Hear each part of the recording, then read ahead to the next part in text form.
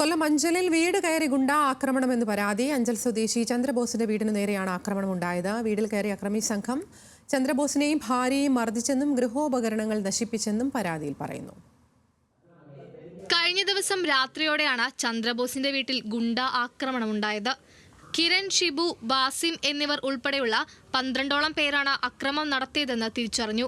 2 കാറുകളിലായി എത്തിയ അക്രമി സംഘം ചന്ദ്രബോസിന്റെ മകനെ അന്വേഷിച്ച് എത്തുകയും അസഭ്യം വിളിച്ച ശേഷം ചന്ദ്രബോസിനെയും ഭാര്യയെയും മർദ്ദിക്കുകയും ചെയ്തു. വീട്ടുപകരണങ്ങളും മറ്റും നശിപ്പിച്ച അക്രമി സംഘം വരാന്തയിൽ പാർക്ക് ചെയ്തിരുന്ന കാറും തല്ലി തകർത്തെന്ന് ചന്ദ്രബോസ് പറഞ്ഞു. പോലീസ് ഫോൺ ചെയ്യാനെ കൊണ്ട് വൈഫ് ഞാൻ ഫോൺ എടുത്ത് സംസാരിച്ചുകൊണ്ടിരുന്നപ്പോൾ കയ്യിൽ കയറി എല്ലാം കൊണ്ട് കൂട്ടി അങ്ങ് പിടിച്ചു. അപ്പോഴേ അതും കൊണ്ട് ഒന്ന് അകത്ത് കയറി ഇതിന്റെ മെയിൻ ആള് ഓടി പുറകെ കൂടെ ചെന്ന് നോക്കില്ല കഴുത്തെല്ലാം ഇങ്ങനെ ഒരു 5 മിനിറ്റ് വരെ കുത്തിപ്പിടിച്ചോണ്ടിരിക്കുന്നു.